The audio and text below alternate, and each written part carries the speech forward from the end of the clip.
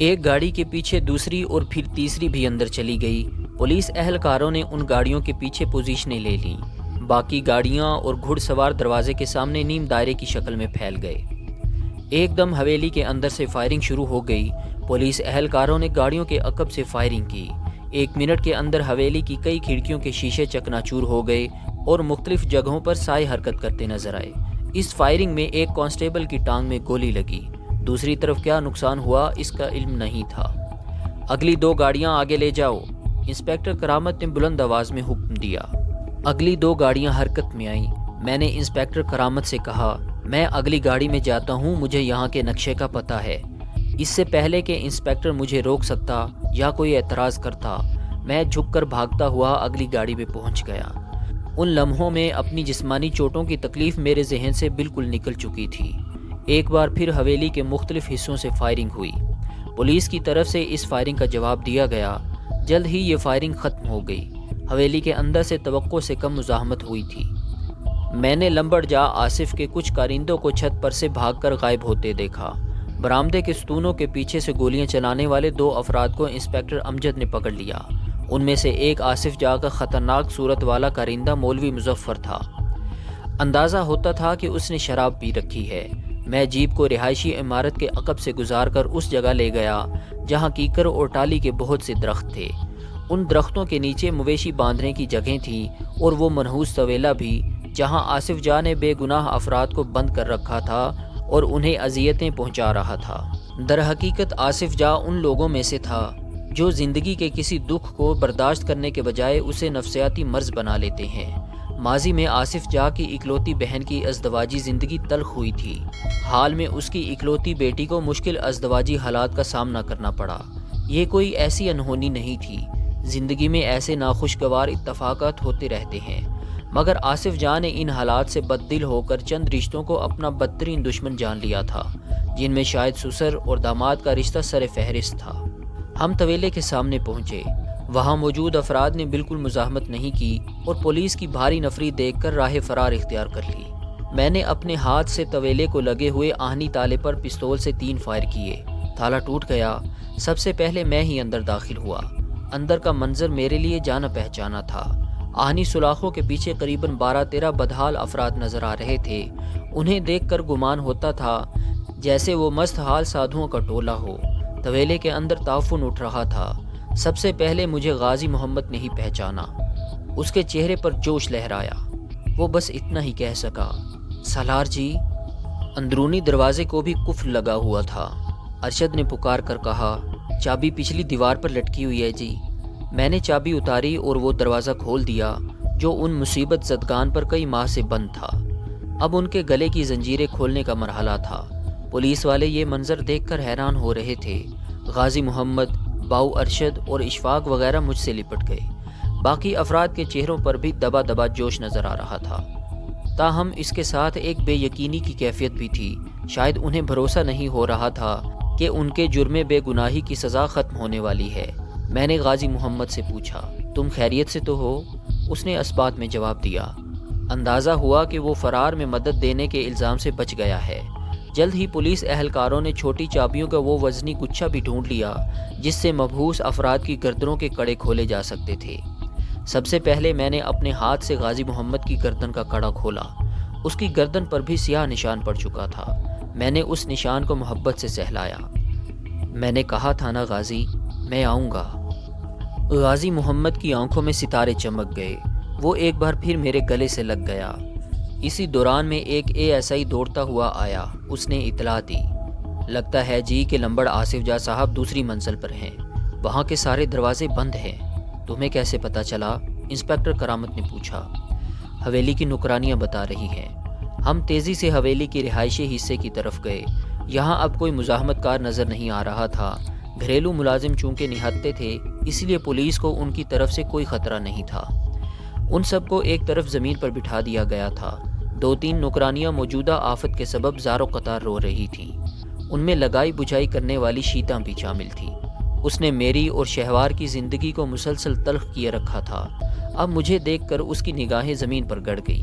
Police اہلکار بالائی منزل کی طرف جانے والے دروازے کو کوٹ رہے تھے۔ آخر چند اہلکار ایک چھوٹی سی سیڑھی کے ذریعے ایک بالکنی میں داخل ہو گئے اور بالائی منزل کا دروازہ کھول دیا۔ ہم ہتھیار بدست اندر داخل ہوئے، جہاں ہر قدم پھونک کر رکھنے کی ضرورت تھی۔ ان کمروں میں آصف جاہ کے ذاتی محافظ موجود ہو سکتے تھے۔ ہم قدم قدم آگے بڑھے۔ ایک جگہ مجھے بہت مدھم آوازیں سنائی دی۔ میرے رونگٹے کھڑے ہو گئے۔ میں نے کرامت کے کان میں سرگوشی کی۔ مجھے لگتا ہے یہاں کہیں پاس ہی آصف کے کتے بھی ہیں۔ ہم قدم قدم بڑی احتیاط سے آگے بڑھتے رہے۔ ایک جگہ کرامت نے اعلان کیا، آصف صاحب، تم چاروں طرف سے گھیرے میں ہو، بہتر یہی ہے کہ ہاتھ اٹھا کر باہر آ جاؤ۔ جواب میں فقط کتوں کی 2-4 آوازیں آئیں۔ میں نے آگے بڑھ کر اپنی زخمی ٹانگ سے ایک دروازے کو کھولا اور اپنی جگہ جمع کھڑا رہ گیا۔ اندر کا منظر چونکا دینے والا تھا۔ لمبڑ آصف جاہ قالین پر بیٹھا تھا۔ اس کے ارد گرد اس کے 8 سلوکی ہاؤنڈز بھی تھے۔ وہ بھی سب بیٹھے تھے، بس ان کی دمیں حرکت کر رہی تھیں۔ 12 بور کی ایک گولی آصف جاہ کی کن پٹی میں داخل ہوئی تھی اور کھوپڑی کو توڑتی ہوئی دوسری طرف سے نکل گئی تھی۔ بندوق آصف جاہ کی گود میں پڑی تھی۔ صاف ظاہر تھا کہ اس نے خودکشی کر لی ہے۔ اس کے قریب ہی اس کی پسندیدہ بیڑیاں بھی بکھری ہوئی تھیں۔ یہ آصف جاہ کا خاص کمرہ تھا۔ آج اس کمرے کا قالین آصف کے خون سے داغدار تھا۔ انسپکٹر کرامت نے ذرا آگے بڑھنا چاہا تو کتوں کے کان کھڑے ہو گئے اور ان کی آنکھوں کی وحشت بڑھ گئی۔ وہ جیسے اپنے مردہ مالک کی حفاظت کر رہے تھے۔ میں نے کرامت کو واپس چلنے کا اشارہ کیا۔ دروازہ بند کرنے سے پہلے میں نے آصف جاہ کے کمرے میں ایک تائرانہ نظر دوڑائی۔ دیواروں پر شہوار کی کئی تصویریں نظر آ رہی تھیں۔ ان میں اس کے بچپن سے لے کر جوانی تک کی تصویریں تھیں۔ وہ صندوق بھی قریب ہی رکھا ہوا تھا، جس میں سے ایک روز آصف نے مجھے شہوار کے کھلونے اور دیگر اشیاء نکال کر دکھائی تھیں۔ میں نے دروازہ بند کر دیا۔ ایک غیر معمولی شخص اپنے غیر معمولی جذبات سمیت اپنے غیر معمولی انجام کو پہنچ گیا تھا۔ اس کی موت پر کسی بھی طرح کا تبصرہ کرنا مجھے مشکل معلوم ہو رہا تھا۔ لاش کو کیسے نکالیں گے؟ انسپکٹر امجد نے پوچھا۔ یہ کام کتوں کے رکھوالے کریں گے۔ اگر ہم کریں گے تو خطرناک ہوگا، میں نے کہا۔ اسی دوران میں ایک ASI نے بتایا کہ 4 مزید بندوں کو حویلی سے فرار ہوتے ہوئے پکڑا گیا ہے۔ ان میں سے 2 کتوں کے رکھوالے ہیں۔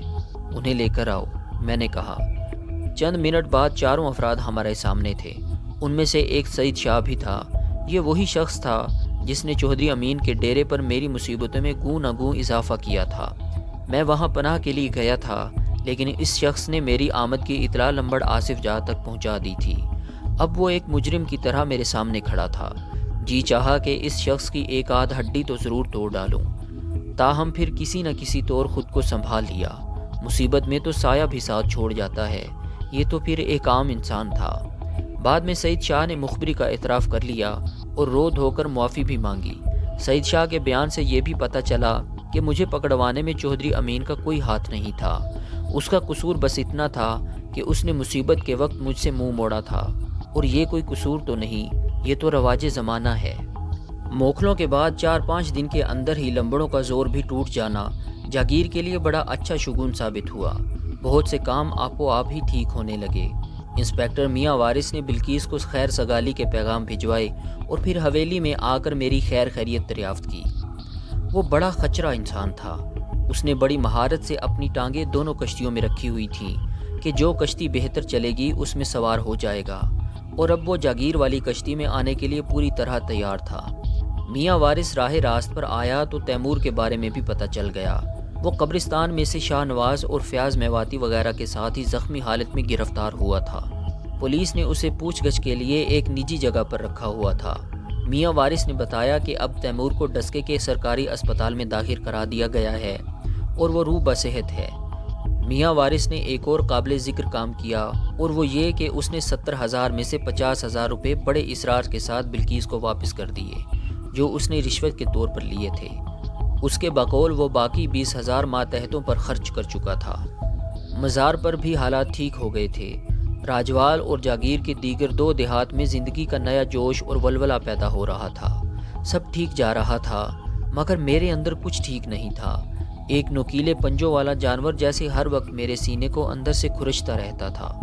یہ کیسی اذیت تھی جو کسی طور پر میرا پیچھا چھوڑتی ہی نہیں تھی۔ بلقیس سے چند دن پہلے ہونے والی ملاقات کے بعد یہ اذیت اور بڑھی تھی۔ میرے زخم بتدریج ٹھیک ہو رہے تھے، بازو کی چوٹ بھی بہتر تھی۔ بیبے جی اور عارفہ دن رات میری دیکھ بھال میں لگی ہوئی تھیں۔ مجھے ساجے کیٹو کے بارے میں تجسس تھا۔ ساجے کیٹو کی غداری کا انعام اسے خوب ملا تھا۔ بہت سے دیگر واقعات کی طرح وہ یک بستہ رات بھی میرے ذہن میں نقش تھی۔ کیٹو نوٹوں کے بستر پر ایک یلغاری لڑکی کے ساتھ دادے عیش دے رہا تھا جس وقت میں نے اسے پکڑا تھا۔ بعد میں وہ اپنی ہی غلطی کے سبب خود کو آگ لگا بیٹھا۔ اس کی دونوں ٹانگیں بری طرح جھلس گئی تھیں، بہت سے کرنسی نوٹ بھی جل گئے تھے، تاہم کچھ ابھی تک میرے پاس چاچے رفاقت کی امانت کے طور پر موجود تھے۔ اس واقعے کے بعد کیٹو کا کچھ اتا پتہ نہیں تھا، لیکن پھر ایک دن جاگیر کے پرانے مخبر رملی کی زبانی پتہ چل گیا۔ رملی مجھ سے ملنے آیا تو اس نے بتایا، چودھری جی آپ کا یار کیٹو گجرانوالہ میں ہے، اس کی دونوں ٹانگیں کاٹ دی گئی ہیں، ایک گوڈے کے اوپر سے دوسری گوڈے کے پاس سے، بڑی مشکل سے جان بچی ہے جی اس کی۔ سنا ہے کہ اب علاج کے لیے وہ اپنا آدھا مکان بھی بیچ رہا ہے۔ کیٹو کے لیے میرے دل میں رحم کی کوئی رمق نہیں تھی، وہ اپنا بویا ہوا کاٹ رہا تھا۔ شروع میں میرا خیال تھا کہ وہ کسی کی ہلہ شیری پر میرے خلاف کیس وغیرہ درج کرانے کی کوشش کرے گا، مگر اس نے ایسا کچھ نہیں کیا تھا۔ میں نے بھی اسے اس کے حال پر چھوڑ دینا مناسب سمجھا۔ ایک دن ایس پی امتیاز گوندل مجھ سے ملنے آیا۔ وہ جب بھی آتا تھا بہت سا فروٹ اور مٹھائی وغیرہ لاتا تھا۔ اس کے ساتھ ہی وہ باور کرواتا تھا کہ یہ چیزیں حق حلال کی کمائی سے ہیں۔ ترقی ملنے کے بعد وہ عام پولیس والوں سے کافی مختلف ہو گیا تھا۔ میرے ساتھ اس کا ملنا جلنا ایک طرح سے ارد گرد کے تھانے داروں کے لیے تنبیہ تھی کہ وہ میرے ساتھ بگاڑنے کی کوشش نہ کریں۔ ایس پی امتیاز نے کہا، آج میرے پاس تمہارے لیے دو خاص خبریں ہیں، پہلی تھوڑی سی دردناک ہے، دوسری تھوڑی سی خوشی والی ہے۔ پہلے کون سی سنو گے؟ رونق کا خیال ہے کہ نمک والی شے میٹھی شے سے پہلے کھا لینی چاہیے۔ امتیاز گوندل نے سگریٹ سلگاتے ہوئے کہا، اس بندے کا پتہ چل گیا ہے جس کے حوالے چودھری عزیز نے انورے اور اس کی بیوی کو کیا تھا۔ واقعی؟ میں سیدھا ہو کر بیٹھ گیا۔ لیکن اب تمہیں ان دونوں سے کیا؟ تمہاری بے گناہی تو ثابت ہو چکی ہے، امتیاز گوندل نے کہا۔ مگر وہ دونوں ہیں کہاں؟ جہاں سے کوئی واپس نہیں آتا۔ کم از کم انورا تو وہیں پر ہے، اس کی بیوی کا ابھی تک ٹھیک سے پتہ نہیں۔ پوری بات بتاؤ۔ عزیز نے میاں بیوی کو ڈسکے کے بابر خان نامی بندے کے حوالے کیا تھا۔ وہ بڑا پرانا کرائے کا قاتل ہے۔ اس نے انورے کو تو فوری طور پر مار کر اور ٹوکے سے اس کے ٹوٹے کر کے اسے نہر میں بہا دیا تھا۔ اس کی بیوی پروین عرف پینو کو اس نے اپنے پاس رکھا تھا، مگر عزیز کو یہی بتایا تھا کہ اسے بھی پار کر دیا ہے۔ وہ اور اس کے دو دوست پینو کے ساتھ 10-15 دن تک رنگرلیاں مناتے رہے۔ پھر وہ بھاگنے کی کوشش میں گھر کی سیڑھیوں سے گر گئی اور اس کی کمر میں چوٹ آئی۔ وہ بڑی مشکل سے چل پھر سکتی تھی۔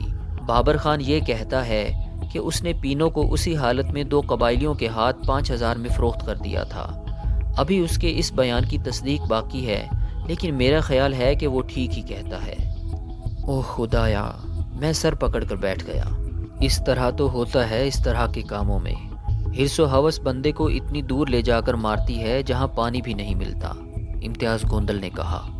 میری نگاہوں میں انورے اور پینو کے چہرے گھومنے لگے اور پینو کے بالوں میں لگا ہوا رنگدار کلپ جس میں ایک قیمتی نیلم لگا تھا، اس نیلم نے ان میاں بیوی کو کہاں سے کہاں پہنچا دیا تھا۔ میں کافی دیر اس خبر کے اثر میں رہا۔ امتیاز گوندل نے مجھے اس بارے میں دیگر تفصیلات بھی بتائیں۔ آخر میں نے پوچھا، اور دوسری خبر؟ دوسری خبر یہ ہے کہ میں تمہارے پاس آ رہا ہوں۔ میری تبدیلی ہو رہی ہے گجرانوالہ میں۔ اب بالکل بے فکر ہو جاؤ، ارد گرد کے سارے معاملے ٹھیک ہو جائیں گے۔ امتیاز گوندل خوش تھا، مگر میں خوش نہیں ہوا، بلکہ مجھے امتیاز گوندل کی بات سن کر جھٹکا سا لگا۔ میں نے جیسے چونک کر سوچا، امتیاز گوندل یہاں کس کے پاس آنے کی بات کر رہا ہے؟ میں نے تو شاید یہاں ہونا ہی نہیں ہے۔ میری منزل تو اب شاید بہت جلد بدلنے والی ہے۔ میرے اندر جو افسردہ کر دینے والی تبدیلیاں پیدا ہو رہی تھیں، ان کا پتہ صرف مجھے تھا، کسی اور کو نہیں تھا۔ چند دن بعد جب میری طبیعت کچھ بہتر ہو گئی تو حویلی میں ایک بڑے اکٹھ کا انتظام کیا گیا۔ جاگیر اور ارد گرد کے تمام اہم زمیندار اور چودھری وغیرہ اس میں شریک ہوئے۔ ایک بار پھر راجوال کی حویلی سے باہر سجے سجائے تانگوں اور گھوڑوں وغیرہ کی قطار لگ گئی۔ کئی گاڑیاں بھی ان سواریوں میں شامل تھیں۔